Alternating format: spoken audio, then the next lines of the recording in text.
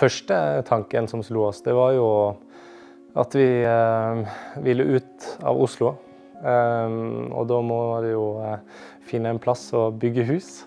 Når vi sto på den tomta her, så skjønte vi at alt falt på plass, og at vi kunne bygge et hus etter våre ønsker og våre mål, som er bygd inn i terrenget, og sånn at vi kunne få bygge et stort hus, men at det på mange måter er tilpasset naturen.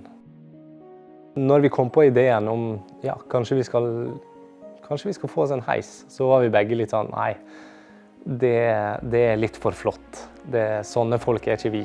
Men det er klart, ser du forbi det at det er fint og kanskje litt sånn luksus å ha en heis, så er det faktisk veldig praktisk.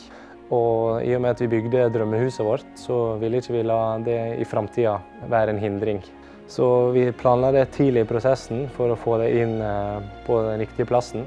Og som sagt, vi har ikke angret et eneste sekund siden. Og det at vi nå kan ta imot besøk fra folk som er dårlige til beins, eller sitter i rullestol og så videre, jeg blir varm i hjertet når jeg prater om det. Det er fint at dette her er et hus som kan være tilgjengelig for alle.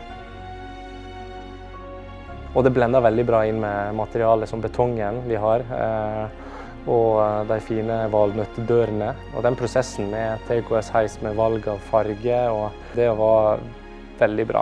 I tillegg til hva type gulv du ville ha inni heisen, om du ville ha speil eller andre design. Det var mange valgmuligheter, og vi har fått valgt vår drømmeheis. Fra første stund vi prøvde heisen og fikk gjennomgang, brukerstøtte, og hele prosessen med TKS Heis har vært kjempebra.